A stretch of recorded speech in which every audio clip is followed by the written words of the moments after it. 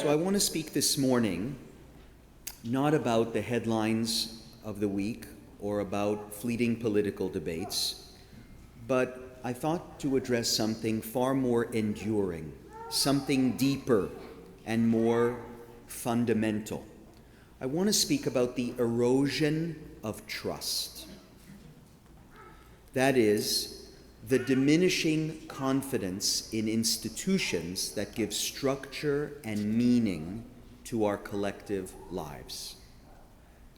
There is, I believe, a growing and palpable sense that something essential has come undone in the world we live in, that the culture that surrounds us, our politics, our social bonds, and our shared responsibilities is fraying.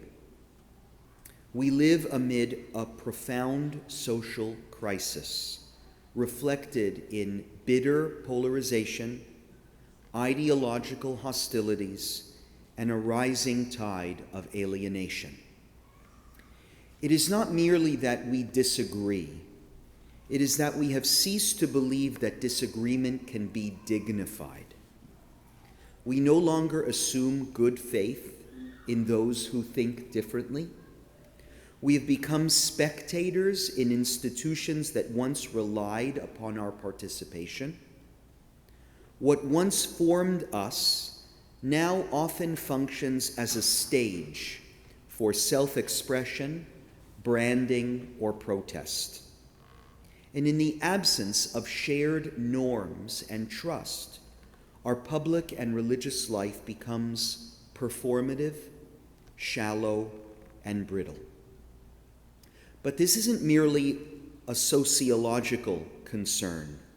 It is a moral and spiritual challenge, one that Judaism, rich in wisdom, steeped in law, and built upon sacred structure, compels us to confront.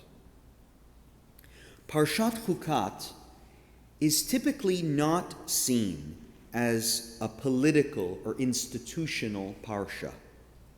It opens with what appears to be a strange and arcane ritual, the commandment of para aduma, the red heifer, whose ashes are used to purify those who have come into contact with death.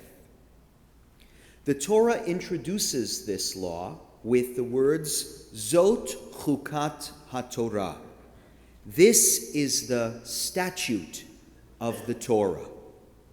Not a statute, but the statute. As if to say, this is paradigmatic. This is what law means. This is what it means to be part of a covenant. And yet the red heifer defies reason. The very priests who facilitate purification themselves become impure. The process is opaque, mysterious, magical, irreversible. The impurity of death cannot be rationalized away. It must be transformed through ritual, through submission to a structure beyond individual will or comprehension. What is this chok, this supranatural law, supra-rational law, doing here at the center of the Torah? I would submit that it is reminding us that the foundation of religious life is not understanding, it is faithfulness. That our deepest commitments are not always intuitive or emotionally satisfying, but they are binding. The chok teaches us that even when we don't fully understand, we must still act with integrity. That law can be a vessel for holiness precisely when it demands humility. And in a time when our culture privileges authenticity over obligation, when being true to oneself is often seen as being more important than being faithful to others, Parashat Hukkat is there to demand just the opposite. That submission to sacred structure is not weakness, it is strength. Institutions like the tabernacle, the family, the synagogue, or the covenant itself, they endure because they ask something of us. They shape us, they limit us, and in so doing, they dignify us. From this moment of ritual complexity, the Parsha plunges into crisis. Miriam dies, water disappears, the people panic. They cry out to Moses and Aaron with the familiar refrain, "Why have you brought us to this wilderness to die?" And Moses, in a moment of profound frustration, loses control. He is commanded to speak to the rock, but instead he strikes it twice and yells, "Listen, you rebels, shall we bring forth water for you?" God's response is swift and severe. "Because you did not trust me to sanctify me before the eyes of Israel, you will not bring this people into the land." Why such a punishment for what seems like a minor deviation? After all, Moses has endured so much, given so much. How can this one moment define his fate? Because in this moment, Moses abandoned not only a command, but a role. He failed to sanctify God before the people. He acted not as a vessel of divine command, but as an aggrieved individual. And when leaders cease to act within the framework of their role, when they speak from personal emotion rather than institutional integrity, the consequences are enormous. The structure begins to break. Trust begins to erode. Moses' striking of the rock becomes a paradigm not only of failure, but of the fragility of public leadership. When anger overrides purpose, when performance overshadows duty, when ego clouds the role, we all suffer. In our time, we are seeing something similar. Our civic and religious institutions are no longer trusted because they no longer demand form, they no longer make demands of us or form character. Instead of shaping us, they are increasingly being shaped by us. Instead of being places we serve, they are places we consume. And once that transformation happens, it becomes difficult, if not impossible, for trust to be restored. But Parashat Hukkat does not leave us in despair. It gives us models to follow. After Moses' failure comes Aaron's death, and here, by contrast, the structure is upheld. Aaron ascends Mount Hor with dignity. His son Eleazar receives his father's garments.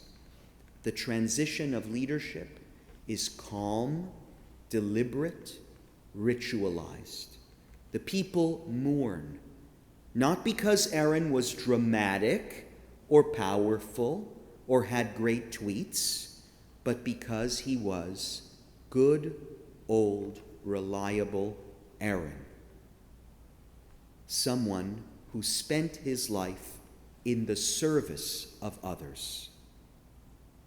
There's a powerful midrash that says Aaron was more beloved than Moses because he pursued peace, not from a position of command, but from a posture of humility. He didn't perform his leadership, he fulfilled it. This is what institutional integrity looks like. It is quiet, it is built with consistency and with faithfulness. It is not a spectacle, but a service. It is not a performance, but presence. Maimonides writes in Hilchot Deot that a person should cultivate habits of character that make them, quote, known to all as a person of integrity, of soft voice and gentle response, end quote. That description is not glamorous, but it is transformative. Can I say it again? A person should cultivate habits of character that make them known to all as a person of integrity, of soft voice and gentle response. Communities, my friends, are not built by charismatic performers. They are built by faithful servants. Parashat Hukkat teaches that leadership must not only be competent, it must be holy. The leader sanctifies the office not by asserting control, but by submitting to the role. The office is bigger than the person. This is why Aaron's garments were passed on intact, because the institution of the priesthood has to be passed on. It's not personal property. It is a sacred trust. And this is what we must recover. We need parents who see child rearing not as a lifestyle choice, but as a sacred vocation. We need teachers who see their role not as entertainers, but as moral guides. We need politicians who enter public life not to brand themselves, but to serve their constituents with integrity.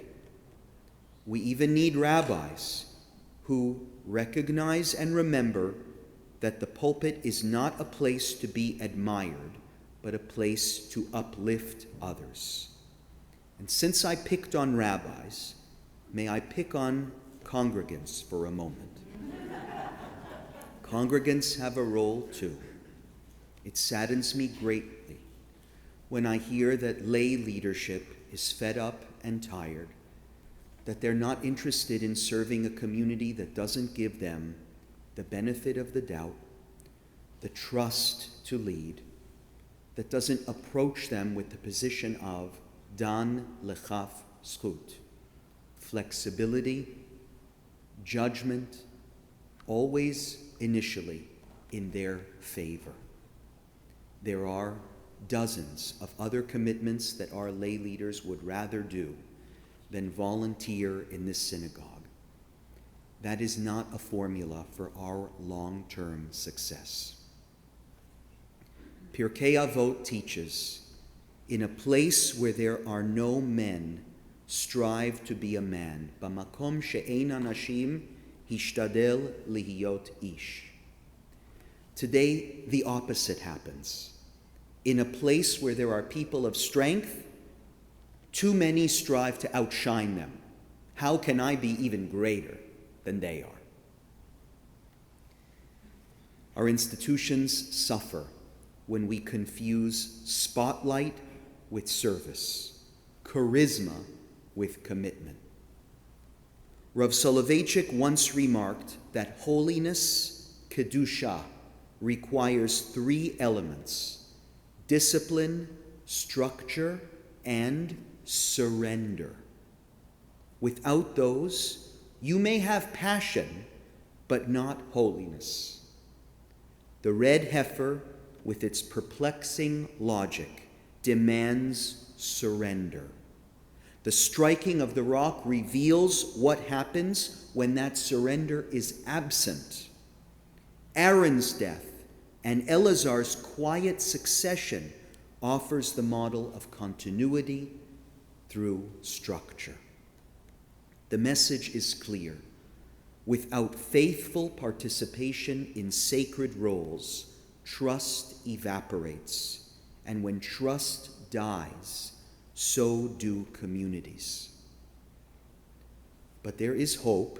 Judaism never despairs. It teaches that repentance is always possible, that even broken systems can be repaired as long as we approach them with humility and responsibility.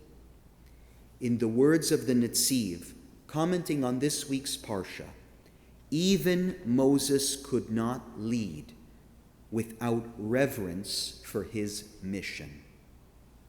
None of us are above this truth. We're all a part of different institutions. We have to revere our mission within them. So let us ask ourselves, where are we treating institutions as tools instead of as teachers? Where are we prioritizing my voice instead of our vow? Where can we return to sacred responsibility? Because in the end, institutions are not abstract systems. They are made up of you and me. They're made up of all of us. They are the scaffolding of our spiritual lives and of our civic lives. And if we sanctify them, I know they can still hold us. Let us not be those who strike when we should speak. Let us be the faithful, quiet servant who uphold our roles with humility and honor. Let us be like Miriam, who sustained a people with water and faith. Let us be like Aaron, whose peace outlived his presence. Let us even learn from Moses' mistake and remember that trust, once broken, requires holiness to restore. Shabbat Shalom.